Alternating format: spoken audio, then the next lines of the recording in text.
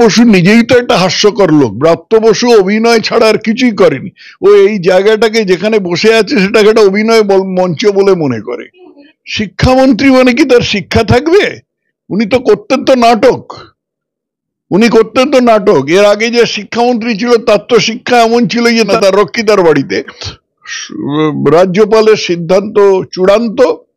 রাজ্যপাল খুব বেশি একটা কিছু করেননি। রাজ্যপাল তো বলেননি যে ওকে সরিয়ে দাও, রাজ্যপাল সুপারিশ করেছেন। উনি মমতা ব্যানার্জির কথা অনুযায়ী চটি চাটার কাজ করেননি। বড় বড় চুরি হয়েছে, সেই জন্য বড় বড় কথা বলতেই হবে।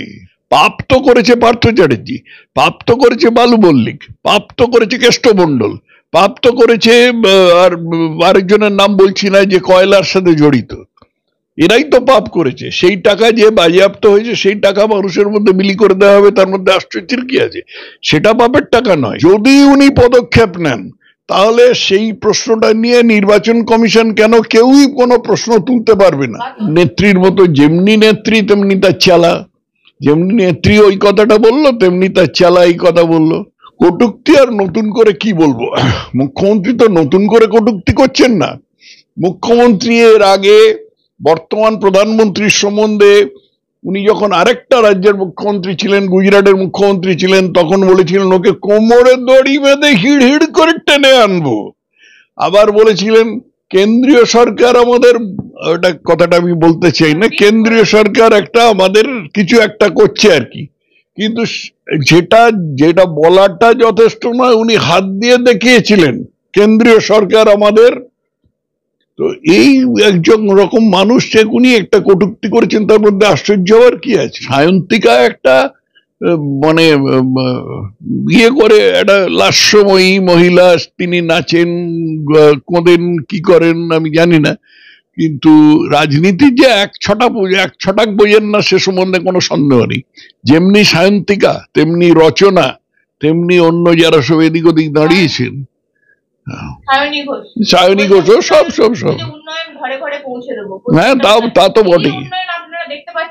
হ্যাঁ, দেখতে যদি না পান তাহলে আপনার চোখ গেলে দেবো, চোখের মধ্যে আঙুল ঢুকিয়ে দেখাবো।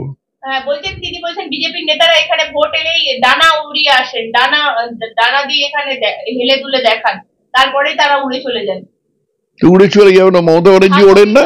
মমতা ব্যানার্জি কি ট্রেনে করেই যান? উনি থাকবেন কিনা গভীর সন্দেহ আছে, সেটা 4 জুন দেখা যাবে, সময় এখনো আসেনি। শিক্ষামন্ত্রী ব্রাত্য বসুকে সরানোর সুপারিশ করলেন রাজ্যপাল। আদৌ কি করা সম্ভব বা করা যায়? আমার সঙ্গে রয়েছেন প্রাক্তন রাজ্যপাল তথাগত রায়, কথা বলবো। কি বলবেন? নমস্কার। রাজ্যপাল কি করতে পারেন আর কি করতে পারেন না সে বিষয়ে সংবিধানে খুব পরিষ্কার বিধান আছে। রাজ্যপাল সাধারণভাবে নির্বাচিত সরকারের পরামর্শ অনুযায়ী কাজ করবেন। এর মানে হচ্ছে যে সব সিদ্ধান্ত রাজ্যপালের নামে নেওয়া হবে, কিন্তু বাস্তবে সেই সিদ্ধান্তগুলো হবে নির্বাচিত সরকারে। কিন্তু এছাড়া রাজ্যপাল কিছু কিছু বিষয়ে নিজের বুদ্ধিতে কাজ করতে পারেন, নিজের বিচার বিবেচনা অনুযায়ী কাজ করতে পারেন। যদি কখনো এরকম প্রশ্ন ওঠে যে এই রকম একটা কোনো বিষয়, এ বিষয়ে রাজ্যপালের নিজের সিদ্ধান্ত নেবার অধিকার আছে কি না, তখন সেই ব্যাপারে রাজ্যপালের সিদ্ধান্তই চূড়ান্ত হবে। এটা খুব পরিষ্কার করে বুঝতে হবে। যদি কখনো এরকম প্রশ্ন ওঠে যে একটা বিষয়ে রাজ্যপালের নিজের সিদ্ধান্ত নেবার অধিকার আছে কি না, এই প্রশ্নের ওপরে কিন্তু রাজ্যপালের সিদ্ধান্তই চূড়ান্ত হবে এবং সেটা কোনো কোর্টে নেওয়া যাবে না, সেটা কোনো আদালত বিচার করতে পারবে না। এটা সংবিধানের 163 নম্বর অনুচ্ছেদের 2 নম্বর উপ অনুচ্ছেদ আছে, সেই উপ অনুচ্ছেদে লেখা আছে যে if any question arises whether any matter is or is not a matter as respects which the governor is or by or under this constitution required to act in his discretion, the decision of the governor in the discretion shall be final, and the validity of anything done by the governor shall not be called in question on the ground that he ought or ought not to have acted in his discretion. And the question, 3 নম্বরে আছে, the question whether any or if so what advice was tendered by the minister to the governor shall not be inquired by any court. অর্থাৎ রাজ্যপালের সিদ্ধান্ত চূড়ান্ত। রাজ্যপাল খুব বেশি একটা কিছু করেননি, রাজ্যপাল তো বলেননি যে ওকে সরিয়ে দাও, রাজ্যপাল সুপারিশ করেছেন। এখন এই সুপারিশটা রাজ্য মন্ত্রিসভা মানবেন কিনা, মুখ্যমন্ত্রী মানবেন কিনা, সেটা মুখ্যমন্ত্রীর বিষয়। রাজ্যপাল তো বলেন না ওকে সরাতেই হবে, কিন্তু রাজ্যপাল বলেছেন যে আমার মতে ওকে সরানো উচিত। এইটাই হচ্ছে সাংবিধানিক পরিস্থিতি।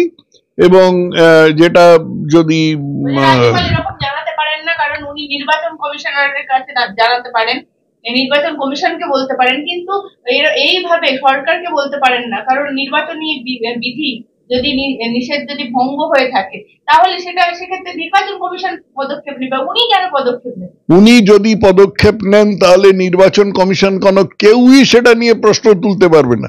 এতক্ষণ আমি বললাম কি, যদি উনি পদক্ষেপ নেন তাহলে সেই প্রশ্নটা নিয়ে নির্বাচন কমিশন কেউই কোনো প্রশ্ন তুলতে পারবে না। বলছে আমি কি ইচ্ছা করলে রাষ্ট্রপতির কাছে রাজ্যপালকে সরাতে আবেদন করতে পারি? ঠিক তেমনই বিষয় এই যে রাজ্যপাল শিক্ষামন্ত্রীকে সরানোর বিষয়টা বলেছেন। উনি কিছুই করতে পারেন না, এরকম উনি কিছুই করতে পারেন না। উনি নিজেকে রাজ্যপালের সাথে সমান ধরছেন, ইকুয়েট করছেন। এটা সম্পূর্ণ একটা মূঢ় লোকের যুক্তি, মূঢ় যুক্তি। উনি এসব কিছু বোঝেন না, আইন পড়েন না। ওকে বোধহয় ওর নেত্রী এক খোঁচা দিয়ে দিচ্ছে, তুই একটা কিছু বল। শিক্ষামন্ত্রী মানে কি তার শিক্ষা থাকবে? উনি তো করতেন তো নাটক, এর আগে যে শিক্ষামন্ত্রী ছিল তার তো শিক্ষা এমন ছিল যে তার বাড়িতে 52 কোটি টাকা নগদ জমা করেছিল। তার বাড়িতে না, তার রক্ষিতার বাড়িতে 52 কোটি টাকা নগদ জমা করেছিল। এই তো মন্ত্রীদের চেহারা মমতার মন্ত্রিসভায়। উনি যদি না খেতে পেয়ে মরে যেতে চান তো সেটা ওর ইচ্ছে, আর উনি যদি পেট ভরে খেতে চান তাহলে সেটাও ওর ইচ্ছে। আমি তাতে হাত দেবার কে? তুমিই বা কে? হ্যাঁ, অবশ্যই আমাদের সে তো শুধু এর জন্য অপেক্ষা করবার দরকার নেই। এর আগে যে সমস্ত ঘটনাগুলো হয়ে আসছে তার ফলে আমাদের ভারতের অন্য যে কোনো জায়গায় গেলে পরে আমাদের মাথা নিচু হয়ে যায়, লজ্জায় মাথা নিচু হয়ে যায়। লোকে বলে আরে ইয়ে তোমারে মুখ্যমন্ত্রী হ্যায়, ইয়ে এসে সরকার চালাতি হ্যায়। উত্তরপ্রদেশ, মণিপুর, অন্য সব রকম জায়গার প্রধানমন্ত্রী হয়ে বসে আছেন। মাঝে মাঝে ওর কিছু চালাচামুন্ডা তারা সোশ্যাল মিডিয়ায় যেসব কথা বলে সে সমস্ত পড়ে আমার মনে হয় যে উনি মণিপুরের প্রধানমন্ত্রী। উত্তরপ্রদেশে কি হয়েছে উনি জানলেন কি করে? উত্তরপ্রদেশে কি হয়েছে উনি উত্তরপ্রদেশের কোনো কাগজপত্র দেখেছেন? দলিল দস্তাবেজ দেখেছেন? উনি বাজারে শোনা কতগুলো কথা বলছেন। প্রাক্তন আইপিএস শীতলকুচির ঘটনায় তারই নির্দেশে গুলি চলেছে, মুখ্যমন্ত্রী বলেছেন তারা আমাদের আপদ।